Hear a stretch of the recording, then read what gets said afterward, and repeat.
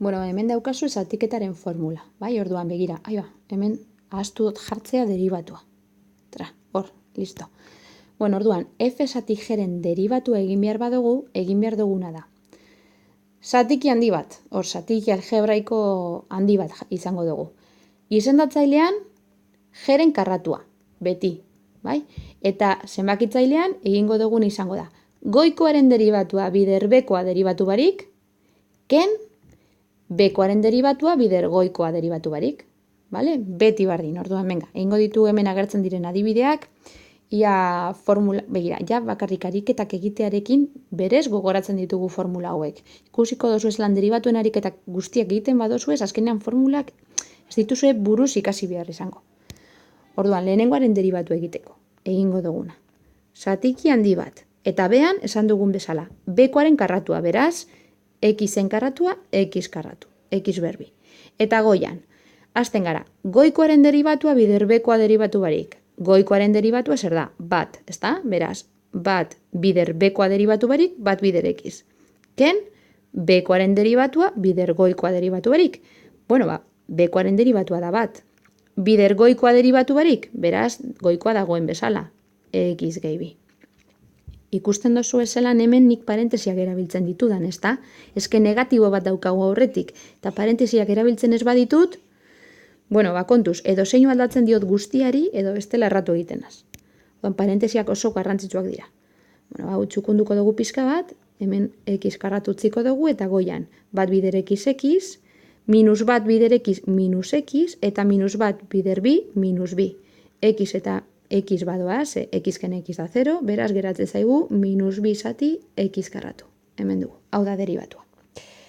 Atzinduko dut, hemendik marraztu ditudan puntuak. Ez dira txintzen. Bueno. Venga, urrengo adibidea. Gauza bera egin behar dugu, Bean, bekoaren karratua. Beraz, x gehi baten karratua. Eta goian, goikoaren deribatua bider bekoa dagoen bezala, ken bekoaren deribatua bider goikoa dagoen bezala. Orduan, lehenengo pausua. Goikoaren deribatua, eberrekizen deribatua, eberrekiz.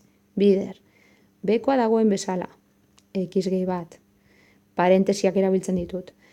Ken, bekoaren deribatua dala bat, bider, eberrekiz. Bueno, hemen hau txukuntzeko egin daiketana da, x biderkatzaile komuna atera, bai? Ikusten dozu hemen goian daukagu kenketa bat, baina kenketaren bi elementuetan eberrekiz biderkatzen dugu. Beraz, eberrekiz hori atera daikegu kanpora, biderkatzaile komuna bezala. Eberrekiz bider, x gehi bat, ken bat. Zati, x gehi bat, berbi. Orduan, bat ken bat, 0, beraz, x bider, eberrekiz, zati, x gehi bat, berbi. Horrela geratuko litzaiguke, deribatua. Bagoaz urrengo egitera. Venga. Aplikatuko dugu forma, beraz, behan dagoena karratura. Bi kenekizen karratu. Eta goian, goikoaren deribatua, begira, Goikoaren deribatua egin behar dugu, eta goian daukaguna da biderketa bat. Beraz, goikoaren deribatua egiteko, dala lehenengo pausua besterik ez, egin behar duguna da biderketaren formula aplikatu. Hau da, lehenengoaren deribatua bider bigarrena deribatu barik, gehi bigarrenaren deribatua bider lehenengoa deribatu barik. Hori bakarrik goikoaren deribatua egiteko. Bakarrik f' hau ateratzeko ondoren izango dugu formularen beste guztia egiteko oraindik, kontuan izan. Beraz, irekiko dut parentesi bat, eta egingo dut goikoaren deribatua, izango zala. Lehenengoaren deribatua, xen deribatua bat, bider bi x dagoen bezala, beraz, bi x jartzen dut horrela. Gehi, lehenengoa dagoen bezala, x bider, bi berrekizen deribatua. Bi berrekizen deribatua da, bi berrekiz bider ln bi. Izten dut parentesia. Egin dut goikoaren deribatua. Orain, biderkatu behar dut, bekoagatik dagoen bezala. Beraz, bider, biken x. Eta jarraitzen dut formularekin, lusatuko dut. Orain egin behar dut, bigarren parte hau. Bai? Bekoaren deribatua bider goikoa dagoen bezala. Bekoaren deribatua izango litzateke minus bat, bider goian goikoagatik goian dagoen bezala utzita. X bider, bi ber, X. Bueno, orduan, hemen egingo dugun izango da txukundu pixka bat gehiago. Orduan, egingo dugun izango da. Bi ken X ber bi, eta bueno, hemen egin dezakeguna da. Orduan, geratuko leitzaiguke. Itxerona bere, ez dakize gertatu jakon orain punteroari, baina batean, momentu bat. Ia orain, ondo margosten duen. Orain bai. Atzinduko dut hau, eta jarraitzen dut.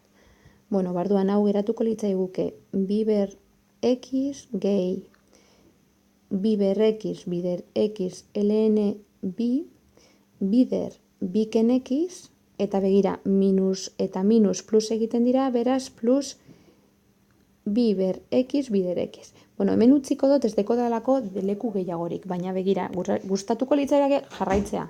Ze hemen, argi eta garbi bi ber X, daukagu hemen, hau da, ziur nago bi ber X hori biderkatzaile komun bezala ateral izango dugula, eta hau, pizkat gutxienez simplifikatu, saiatu simplifikatzen, bale? Baina, adibide bezala, hemen nahi neban zan erakustea, formula honen barruan batzutan behartuta ikusten garela beste formula bat aplikatzera, kasu honetan bezala, bai? Goikoaren deribatua egin behar izan dugunean, biderketaren deribatuaren formula aplikatu behar izan dugu, hemen, ikusten duzue? Orduan kontu horrekin, bai? Besterik gabe. Eta hau saiatu simplifikatzen gehiago. Nik hemen ez deko dalako lekurik, bestela jarraituko nuke egiten. Orduan, azkenengo adibidea, hemen daukaguna, hau ikusi nahi neban, hemen askok, hau ikusten dozu eta estan zarete berehala zatiketaren formula aplikatzen. Eta zatiketaren formula aplikatzen badozue, segurazki azkenean ondo egingo dozue. Baina ez da behar zatiketaren formula aplikatzea. Izendatzailean, X-ik ez badago, izendatzailean hemen zenbaki bat agertzen bada, nik hau, zatiki hau, zatitu daiket. Hau da, nik jarri daiket zatiki hau, kasu honetan, bi zatikien kenketa bezala, ez da? Jarri daiket lau X zati bi ken bat zati bi. Bardinak dira, hau eta hau gauza bera da. Eta nik hau simplifikatu daiket pizkat gehiago. Edo zuzenean atera daiket honen deribatua. Honen deribatua zer izango da? Honen deribatua ken honena. Lau X zati biren deribatua zer izango da? Nik honen deribatua nik badakit hau izan behar dela lau zati bi. Lau zati bi ken erdiaren deribatua, hau da 0,5en deribatua, 0. Beraz, deribatu honen balioa lau zati bi da bi. Ikusten dozu zein erraza? Zatiketaren formula erabili gabe. Hau da, nik zatiki bat ikusten dudan bakoitzean zuzenean joan behar naz formula honetara? Ez. Kontuan izendatzailean X-ik agertzen ez bada, ez dala beharrezkoa.